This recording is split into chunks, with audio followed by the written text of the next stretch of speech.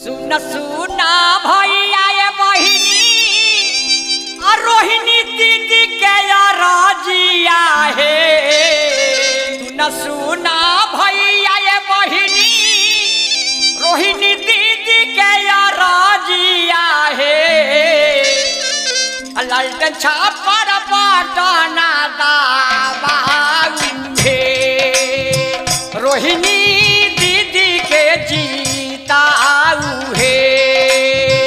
सुना सुना भैया ये बहिनी इनकर राजिया हो। सुना सुना चाचा है चाची रोहिणी के राजिया हो। लालटेन छापर पटना दाबाऊ हो रोहिणी दीदी के जीताएब हे।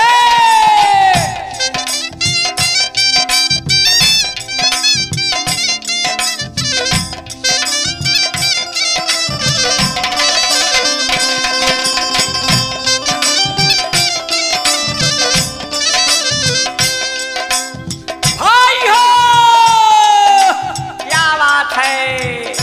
पूरा सारण लोकसभा क्षेत्र में तलैया विधानसभा मढ़ौरा विधानसभा अमनौर छपरा गरखा परसा सोनपुर विधानसभा में सब लोग बतियावत रहनी कि अमकी रोहिणी दीदी के लालटेन छापर बटन दबा के जिता देवे के बा। गला में माला पेढ़ा देवे के बा। लइका सियान बूढ़ऊ जवान सब लोग बतियावत रहनी। चाय के दुकान पर पान के दुकान पर हाट में बाजार में अमकी बार रोहिणी दीदी के लालटेन छापर बटन दबा देवे के बाद सारण से लोकसभा क्षेत्र में चारों बगल बाप रे बाप जिन्ने सुनना तिन्ने लालटेन छाप रोहिणी दीदी भाई हो।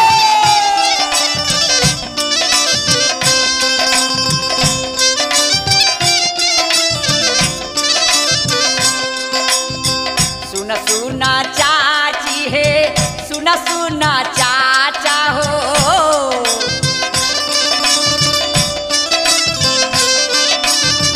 रोहिणी जे दीदी बारिन वादा के पाका हो।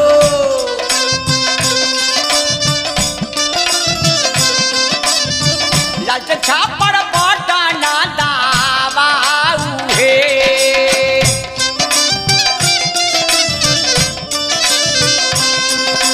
रोहिणी दीदी के जीताऊ है।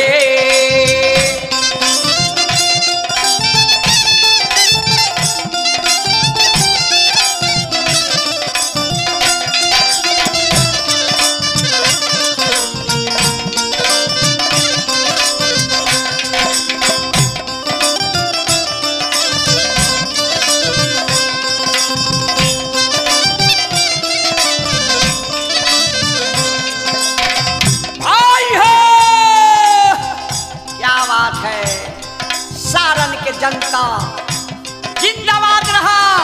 सब लोग के मन में बस गल बा दिल में बस गल बा। अमकी रोहिणी दीदी के दिल से दुआ दे के जिता देवे के बा।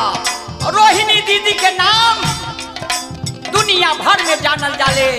वाह बेटी होखे त रोहिणी बेटी होखे त रोहिणी जैसन।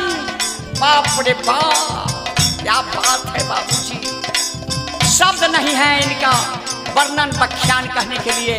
अमकी बार वही बेटी वही बहन रोहिणी दीदी सारण लोकसभा चुनाव में आ गई जिनकर चुनाव चिन्ह लालटेन छाप सब लोग मन बना ले बा। अमकी रोहिणी दीदी के जितावे के बाद चुपचाप लालटेन छाप पर बटन दबा देवे के बाद सारण से गाला में माला रोहिणी दीदी के पहना देवे के बाद सब लोग मान में ठान ले हथिन लालटेन छाप जिंदाबाद भाई हो।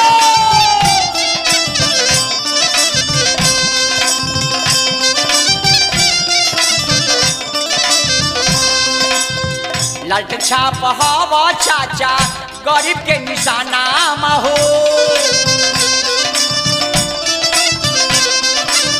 मिश्री लाल लगाव तारे लालटेन छाप के गाना हो।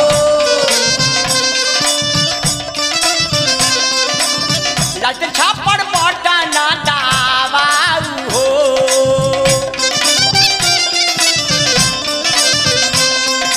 रोहिणी दीदी के जीताऊ हो।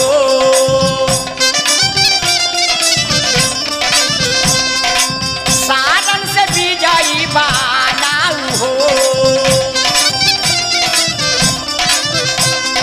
गाला में माला पहिराऊ हो। रोहिणी दीदी के जीताऊ हो।